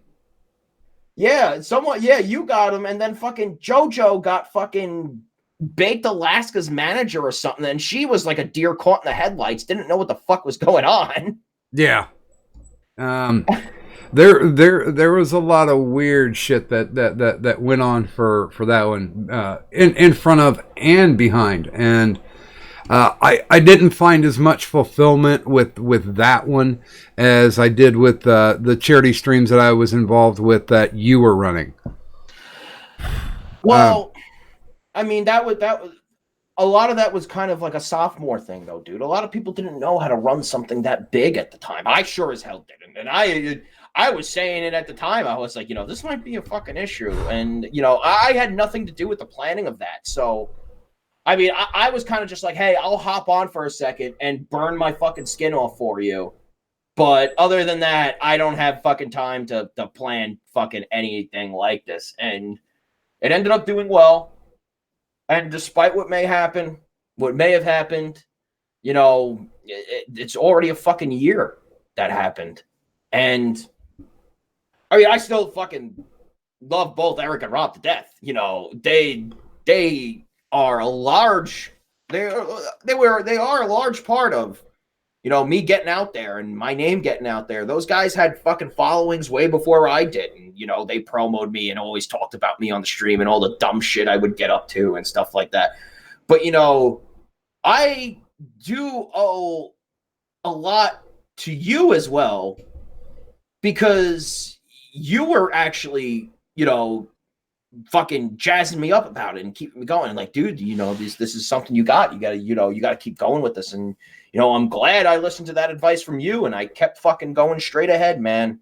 I really appreciate that advice you gave me back in the day. And, there was some stuff I wish I would have listened to later on, like not giving too much of a fuck. And I ended up giving too much of a fuck at points. And it ended up fucking, causing me. I'm not talking about everyone else. I don't give a fuck about what everyone else was caused. It caused me a fucking headache. And, if it wasn't for you, I wouldn't have fucking met Old Man. And now, it's like the 2-man power trip now with me and Old Man when it comes to these fucking charity streams. Old Man's been on every single one since the second one. And he's helped me plan. Like, Community Service 5 was a fucking group effort. If there were group efforts, me and Old Man were talking every single fucking day about that stream and planning it and putting things together and coming up with gimmicks and getting all of that fucking together. And the hair versus hair match, in my opinion, even though it didn't beat the goal, was my favorite charity stream. And it was because fucking me and Old Man threw everything we had at the wall that day. And it stuck. We had a fucking shit ton of fun. Yeah, I got my fucking chest waxed, but I would fucking go back and do that all again. And we are going to be doing that Community Service 6. I'm going back to Florida. We're going to be doing a breast cancer charity. We're going to have the details published soon of what we're going to be doing. Franz is going to be there in the flesh. Me and Franz are actually going to have a face-to-face meeting before that because we're going to Comic-Con together. And I'm going to give Franz the authentic New York experience. I'm taking him to fucking Harlem for chicken and waffles. Nice. And then, I'm taking him down to fucking Chinatown so he could see all the fucking cool fucking video game shit they got there. And then, we're going to go to the old Chinatown Fair and play some fucking Street Fighter 5 on some fucking cabinets. Nice. Like the old school days, And we're gonna make a day out of it. And believe it or not, you people might actually get your first glimpse at Optic Decay that stream, because Optic is coming with us. Huh. Wow. He's gonna be coming to Comic-Con with us. He's showing up. He's coming. So we're actually not able to stream at Comic-Con. We're gonna film some videos. We're gonna do some light streaming here and there, just like as we like get to areas where we can just boot up a quick one on the phone real quick. But I know someone asked about the future, but aside from Faces of Fringo, community service is just going to keep going, and we're going to keep making it as big as the next one as much as we can until we can't go no more. You know, I'm not going to lie to you guys. I have ideas going all the way up to community service 10. Well, you know, and here's something I think that bears a little conversation, because there are a lot of people online that use the term internet friends. That you're always familiar with somebody, but there really are no friendships. Can you go into a little bit about the friendship that you have outside, in the real life, that you've got with like Joke and with Blackout? Well, yeah, I mean, I still talk to people I played fucking Xbox Live with when I was 15. I have my friend Joe. I've known him for fucking 10 years. He lives in fucking Jacksonville. And I haven't still, and, we're making plans to come and hang out with each other, but, he's got a fucking busy job. I got a fucking busy job, but we still talk. And when we fucking, we won't talk for months, but then we'll talk one day and it'll be like, we never skipped a beat. Because, you can get personable with people on the internet. It's just, you can't be personable with people who make their personalities their forefront. Like, that's the thing. Me and old man and Franz, we were just dudes talking. We didn't look at it like we were streamers, or, oh my God, he's a streamer, or, oh my God, he's a YouTuber. We were just some fucking couple of fucking knuckleheads, doing some fucking shit because we were bored and we needed something else to do. And that's really all this came to be, I'll tell you this right now, I couldn't handle fame. I would hate it too much. I would hate people constantly crawling up my fucking ass. And I feel like everyone has this sort of like attention need when they do this. Sure. But I figured if I'm going to want attention, I'm going to want attention for the right reasons. I'm going to want attention because I entertain you. Because you guys enjoy what I do. If you guys don't enjoy what I do, you guys don't fucking like me, don't watch me. Seriously, I will tell everyone that. If you don't like something, you hate something, you think it's dumb, you don't want to watch. Trust me, there's plenty of fucking streams I used to like, but I don't watch them anymore because they're fucking boring. And, personal feelings aside, that's the truth. The fucking shit just got boring. People just fucking just talking and just doing nothing and just talking about the same shit and talking about what everybody else talks, because that's what we got to do. We got to talk about everybody else's. And a lot of people do it fucking better than others, and I give them that credit. I'll give a fucking quick shout out to somebody real quick. AP. What AP does. I love what AP does. I think he's fucking hilarious. I think he does a great spin on shit. And he gives, very good commentary on stuff. And the fucking characters is fucking drop dead fucking hilarious. I love what AP does because he makes it fucking entertaining and he interacts with his chat. And I love his fast talking fucking Texas attitude where he's kind of like an auctioneer. Like, dude is just fucking a machine. And if there's anybody on YouTube that I could say that I probably do look up to stream-wise, it would probably... I've never spoken to AP in my life, and I'll say that. What AP does is fucking entertaining. And, dudes that do shit like that, where they kind of put a spin on it. If you just put a spin on it, a little twist, that can mean millions of things. You could be doing what everyone else is doing, but if you just add a little bit of your own fucking flair to it, it could be something special. But if you just sit there and fucking talk and just expect people to fucking listen, it's not gonna fucking happen. Well, it's gonna get. Go ahead. Well, there's quite a few, and I've kind of I've kind of hit the touchstone when we're running IRS, that we've had people in that have had 100,000 subs, and we've had people in that have had one sub. Right. And that one sub person was far more entertaining than that 100,000 sub guy. Right. And to each his own. Yeah, well, it's one of those things where if you're in a setting like that, it's difficult to be able to be yourself, because you played so much of a character that I think it's hard to be able to relate to anybody. And, we've had Magog on the show. We've had AP on the show. We've had Aiden Paladin on the show. And they relate. You can find a bit of genuine character to them. And I put you in the same category, to where when you're on the screen, what you see is what you get. It's not the Steve Austin thing where you crank it up to 11 and you're a hyper personified personality. And I think that's where a lot of people fall into that big bear trap. Right. I agree. I 110% agree. I really do. Because, it's like a mundaneness. You get used to it, and it becomes this thing that you always know that it's trite and true, but you never want to leave your comfort zone. Leave the fucking comfort zone. Yeah. Go and find some shit. I go in fucking all different types of chats right now.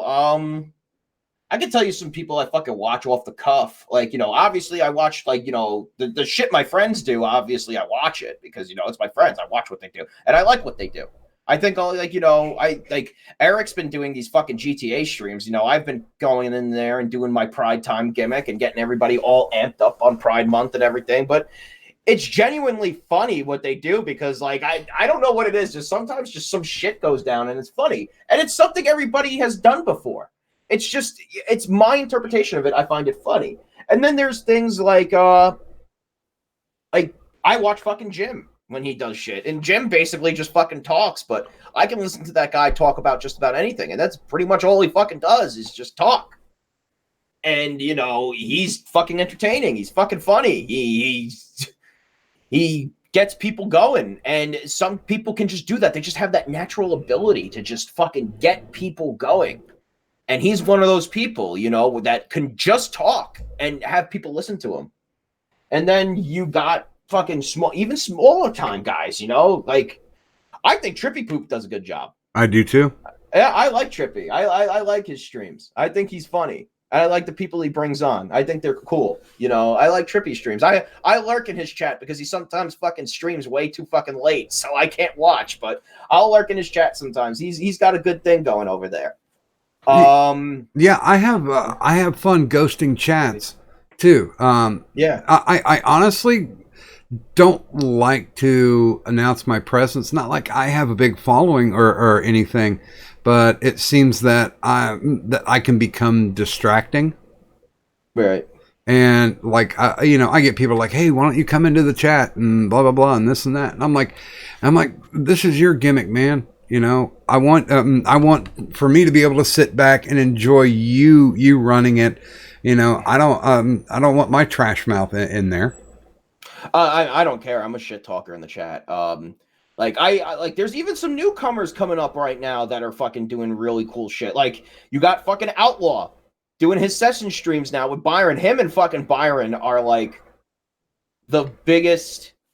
Literally, those two should be way bigger than they are. Those two are too fucking funny, man. Those two guys. Those are the funniest Australians I've probably ever spoken to, those two guys. And I've met a lot of Australians since doing that shit. Well, I have to say, Outlaw and Byron take the fucking cake. Well, that's until Joker gets into the chat, and then it all goes to shit. And then old man just poops on everybody. But you gotta love a good old man stream when he does the WJOKE. I actually use him a lot when I'm driving, so I don't have to change the music. Yeah, I like that idea that he did too, with the fucking radio shit, because it was new. It was something I didn't see yet. It was like, oh, look, this guy's basically hosting his own fucking radio station. That's awesome. Yeah, he's got so many copyright claims on him. He could wallpaper a house. Oh yeah, his fucking channel can't be monetized even if he had fucking Susan with JoJo's fucking vajay pics. He couldn't do shit. But You know, and that kind of brings me back to one of the points. Do you see a difference since the adpocalypse um, of content creators now? Do you see basically a change in the wind, a change in the direction that money itself has kind of gone away? As far as, oh, YouTube, this is this great ground where you can make a lot of cash and sit on your ass. oh, I do. I think there's a whole new wind of change coming, and I think it's great because I think we're finally gonna, weed out the fucking grifters and the people that just do the simple shit just to get by, and we're gonna fucking see people putting more effort into streams and putting more entertainment into it, and even maybe putting more fucking effort into making new platforms and new shit. I think YouTube going to hell is probably the best thing to happen because it will motivate people to move. That's my opinion. I can't disagree. When all of them started whining about money and about how they got demonetized and this and that, it's like, this is now a platform. There is suppression, but it is a platform for creativity. It's not just, hey, I'm going to come on and rant and then collect the super chats. I think I think YouTube kind of lost its way, from the very first video that ever came up was what, like a guy playing with his dog or his cat. Yeah. Like, hold on. Let me show the chat something real quick. See, these are my fingertips. See those cuts? I got them all over my fingertips. I got scars from fucking cuts of work. This is how I make my money. That's how I make my money. I can't picture sitting and doing this and making money. Some people do. Some people do. And I know this is your interview, but if you would like Gulf City Outlaw to throw your link into the chat, everyone should follow Gulf City Outlaw because he does some really sick drawings. And he's, like I said, he's very entertaining. And then there's my Triton True stuff. There's Old Man, Killing Joke. There's fucking Morning Decay. There's Robin Eric. There's this stuff that, you'll always find me around. I guess you could say I'm in their community, but I don't see it that way. I'm in my own shit. I talk to who I want to talk to. If I don't want to fucking talk to people, I don't want to talk to people. It's really what it is.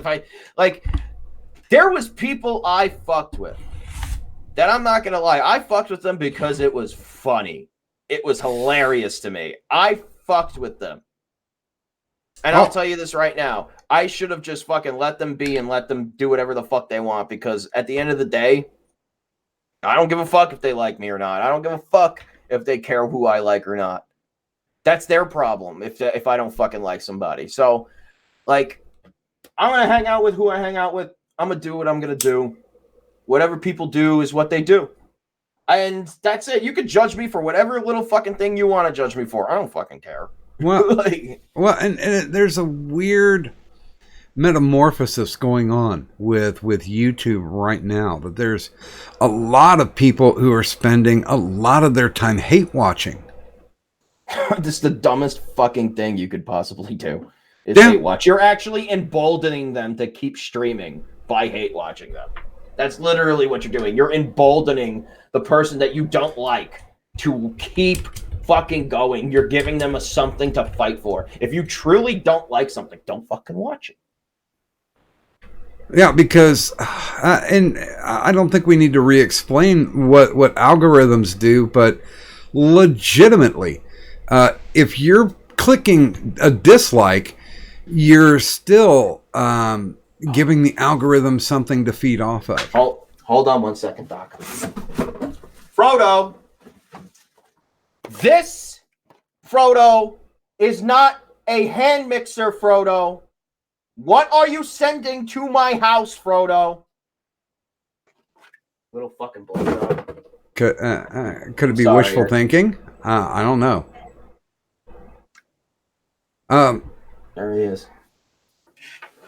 But yeah, I do see some positive out there. I mean, that's probably one of the reasons why I stole Zach Lonby's gimmick, to where when he was wrapping up a show, he would put in ads for other streams that he liked. And I really think it's the whole Brett girls scenario. You know, the commercial from back in the 70s. Well, she'll tell a friend, and they'll tell another, and another, and another.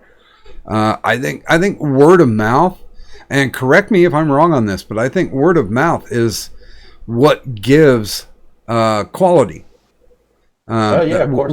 What basically tells people that, yeah, this is good, this is something that I like, something that I will stand behind. How do you translate that for yourself and for your friends? Look, the way I do it is treat each other with respect, be honest, don't fucking lie, and if you do some dirty shit, you're paying for it. That's what it is. I ain't paying for it. I'll still hang out with you, but I don't give a fuck.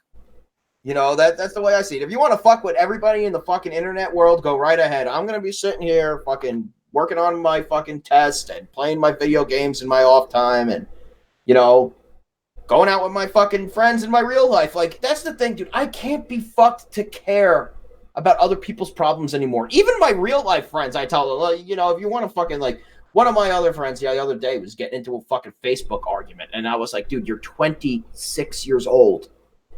You shouldn't be fighting on Facebook anymore, dude. You shouldn't be on Facebook.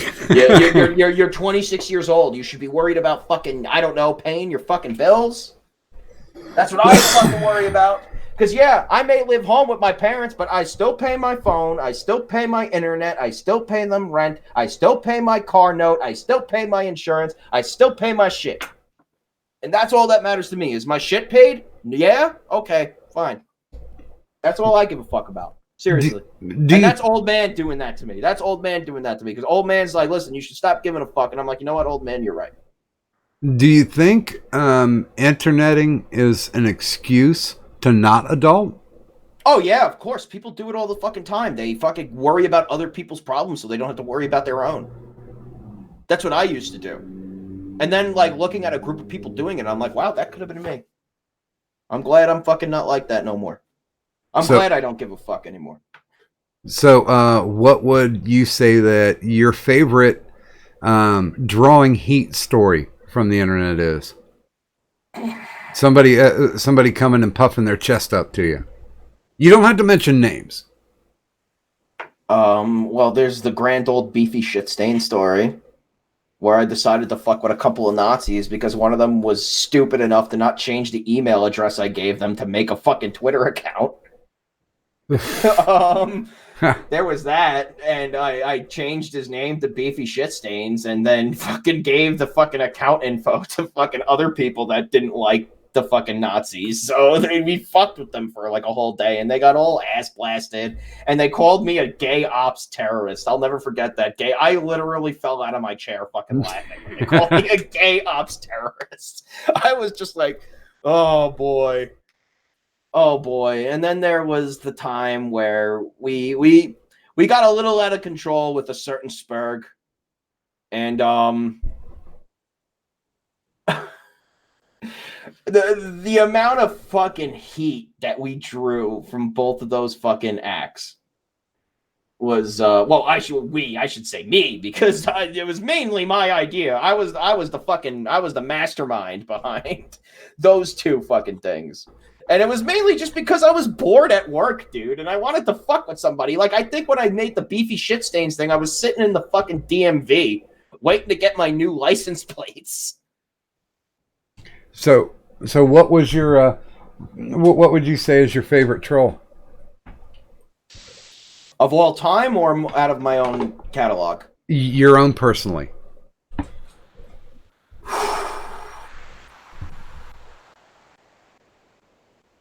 Well, there's a couple of them. Because there was the one time I went into the Kumite chat as Dean Esme while they were talking about Dean Esme, and everybody in the chat just went fucking ballistic. They literally just went fucking ballistic. Get Dean on! Get Dean on! He's in the chat! Get Dean on! And I'm just sitting there at work fucking pissing myself. I'm like, they really think I'm fucking... they really think I'm fucking Dean Esme.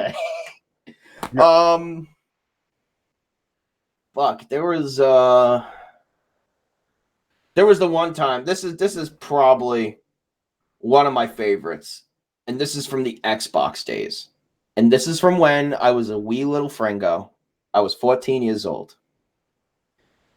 And Gears of War was the hotness shit in the world. Everyone was playing it. Everyone was playing it online. And shock sites were a thing at the time. Do you remember shock sites, Doc? Mm-mm. You remember Meat Spin, Bagslap.com, Okay. TheMudfall.com, where it's basically just like, like Bagslap was particularly two dudes fucking each other in the ass so hard that their balls were slapping together. So they called it Bagslap. So there was this young little cherub on the Gears of War one day. And I was a wee little bastardist Fringo, and I knew all of these shock sites that I was into because I used to send them to my friends all the time just to fuck with them. And the kid was asking for hacks. And it was obviously fucking a kid who was a squeaker and shouldn't have been playing the fucking game anyway. Because it's fucking Gears of War. It's a mature rated game. You shouldn't be playing it, but... All right. Hey, it says it's coming back. Are we back? Supposedly we are. All right. Yep, we're back. So we just actually, in the time that we were down, discussed the life, the universe, everything. So, sorry, we can't rebroadcast that. If you didn't hear it now, you won't hear it later. So we apologize. But you know what? Maybe we should. Maybe the OBS gods are telling us we should come to an end. We're at the 2 hour. We're at over the 2 hour mark now. We're almost at the 2.5 hour mark now. But, I'm good with that. If you are good with that, yeah, I'm good. So, one of the things that, and we'll end on this. One of the things that I always preach from the soapbox is the acronym to flex your pecs, which is to have passion, make the effort, and be committed to see it through to the end. If you're applying that to yourself, would those acronyms function well for you? And if so, how?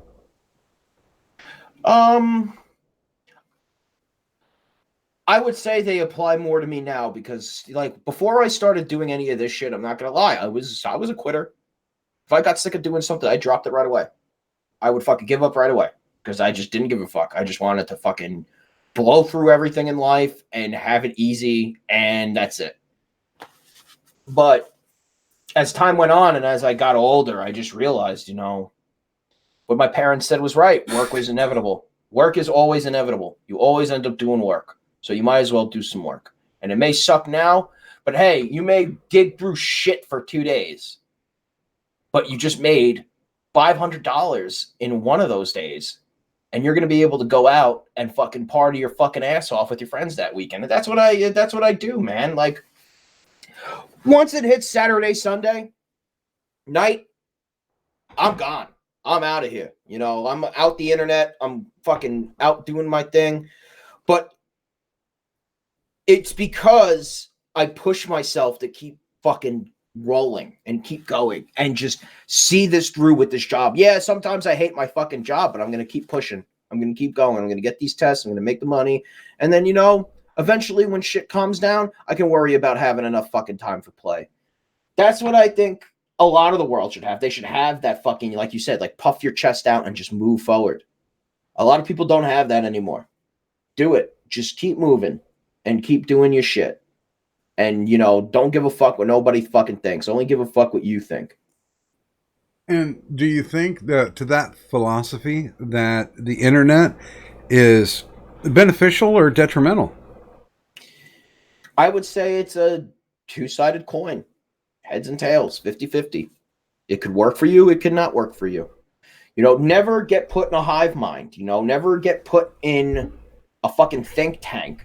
Be the think tank. Be the person that's putting out ideas. Be the person that people are watching if you want to do this. If you just want to lurk in chats and have fun, that's fine. You meet a lot of people through the chats. Don't meet your fucking heroes. That's something that you should all definitely have learned by now. Never meet the fucking heroes, because the second you do, you may not like what you see. and that's something I've learned a lot here, is people will put on an act just to fucking, get you going. And that's their job. That's what they're supposed to do. They're not going to let people who have a monochrome of compassion for them ruin that. So, don't take fucking shit too personally around here. Don't take shit too fucking serious, and you'll do just fine. That's YouTube in a fucking nutshell. Literally. Do your shit, have fun, and Frodo, shut up. And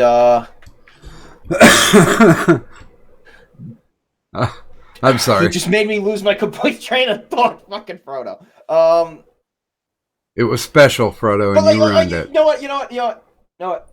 I gotta talk about this little fucker for a minute here, because Frodo is one of these people, he was a chat lurker. He was a chat troll. He was a little fucking lurker. He's a fucking, walking around collecting all the autism and mining it. Frodo is one of the fucking smartest kids I've ever met. He really is. He's a smart fucking kid. And he's a good kid. And he's funny. And he has a lot of fucking good qualities to him, Frodo. And I think that me doing a show with him is going to bring a lot of that out. And it's going to show Frodo that, he could puff out his fucking chest a little bit. Gaius, my other fucking co-host, Gaius fucking Gracchus. Gaius is also one of the funniest fucking people I've met, but people have barely ever heard him speak. And I want to give Gaius and Frodo that chance to be fucking, in the spotlight for a little bit, because they're two guys that I think that if they get in the spotlight, they'll find a groove and they'll like it. And Frodo already has kind of been on streams a lot now, but I think a stream that's merely centered around his talents, which is just archiving degeneracy and autism, is going to just be spectacular. I don't care if 5 people watch the fucking show. We're going to make sure you guys leave with at least one laugh. And that's all that matters to me. Well, weren't they your co-hosts when you guys were watching the Canadian porn? Well, yeah, that was Faces of Fringo season 0. When we watched Canadian porn, that was actually, I call that season 0 because the channel's gone now. But this is going to be the official season 1. This was actually a plan. I was moving Faces of Fringo to its own channel. But this is going to be official us. We have a syllabus in our Discord that's there, if you want to read it, of all the episodes we plan on doing. We constantly get ideas, and that's where Plexstorm came in, because we want to watch old school Flash animations from Newgrounds, and a lot of them have just like ridiculous retarded amounts of nudity and gore and violence in them. So we're just like, fuck it, we'll fucking go to Plexstorm. Plexstorm doesn't give a shit. They have titty streamers. Yeah, they have sad titty streamers. Yeah, really sad titty streamers.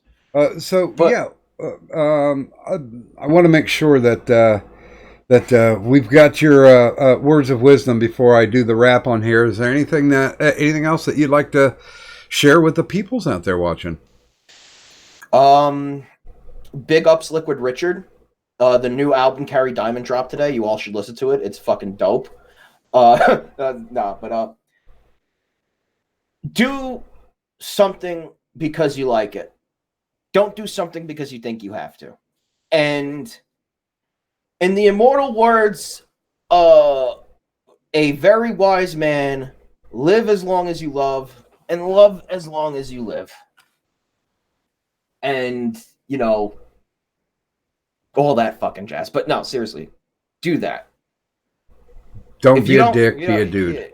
Well, I'm not going to steal his whole fucking catchphrase. Okay. I'm old man fucking is a good motivator. And like when he talks, I know sometimes he sometimes dabbles in the drama, but when he talks real shit, literally sit there and listen to him. And you can just hear the wisdom that old man has when it comes to a lot of shit. And, they, like Doc too, fucking, these are smart guys. Fucking listen to guys like these dudes. These dudes are smart guys. They may be boomers, but they'll fucking teach you some shit about the world. Respect the fucking boomers, man. Seriously, respect the fucking boomers because they teach you more about the world than anyone else ever would because they lived longer than us. Well, especially those of us who have legitimate brain damage. Yeah. It's all good.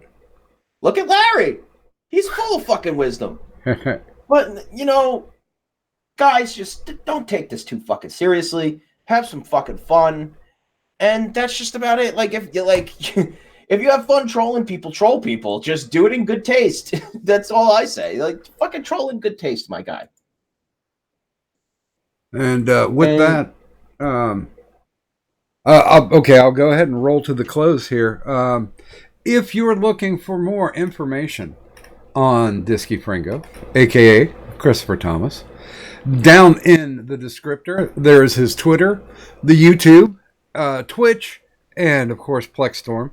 And I'll be tuning in on that because I sub on Plexstorm, so I'll get notifications when you guys actually start pulling that off. And remember, we're having you on for the porn episode. I mean, I don't know how much I could add to it, but I'm certainly there. We're watching porn dialogue. Of course you could add a lot to it. Of course, there's the prescription for additional entertainment down there as well. I do also have my stuff. I'm sorry, I got one final shout out that I just forgot to mention. I will be on Director Arketer's channel this Saturday, 4 p.m. Central Standard Time. I believe his channel is Director Arketer Live. Director Arketer is a funny as fuck dude. Definitely give him a look. I'm sorry, Doc. I completely forgot to mention Director. We've had him on the show before. He is fucking all types of spectacular. Definitely give Director Arketer a listen. Yeah, he's a good guy. He drew me in a Sailor Moon costume. So, yeah. But if you like what we do here, if you like what we do with my co-host Kadant on the IRS, my Streamlabs and my Patreon are down there. So if you want to love us with money, so we don't hate you with hammers, feel free to toss there. But coming up for our next show, it's going to be a little bit of a different deal. I'm going to be bringing on someone who is a valid New York City piano bar torch singer. She's also an actor, and she was also ran around the country as one of those people who did backing vocals for various celebrities. She also was a step away from getting a role as a Disney princess. So next week we'll be talking to the wonderful, inimitable Kelly Johnson. And then the week after that, we're going to bring some old men back in. It will be me talking with Irate Prostate. So I gotta be there for that one. Another one that's fucking funny, Irate. I got a feeling that we're just going to veer off into music and just, completely lose focus. You're going to hear us hit the berm about 5 minutes in. Irate Prostate is definitely someone I want on one of our charity streams. I definitely want him there. He's a funny fucking dude. I like Irate. Well, and I certainly would like to see you, if you're awake, to, stop by more often to the IRS. Oh, trust me. One day I'm just going to pop in your chat and I'm going to come in and you're going to see me just completely fucking shithoused at 2 o'clock in the morning. And I may or may not be in a compromising position, but I'll come say hello. I'll make sure the camera's off. I was going to say, as long as you know where the camera button is, I'll make sure it's off. Trust me. I don't film myself in coitus anymore. My friends get mad. Well, it's quite the disturbing sight, I guess. Well, jealousy is a terrible thing. Oh no, it is. It's very terrible. So I'd like to thank everybody for coming out to the chat this evening. We certainly do appreciate you. Please do feel free, stop by and see us. Now, of course, tonight IRS does not run after Doctor on Call, but you can catch IRS starting Wednesday night, 2 a.m. Eastern Standard Time. But from my guest, Disky Fringo, and of course myself, Doc Griffin. I'd like to thank everybody for coming out this evening, and the doctor's office is now closed.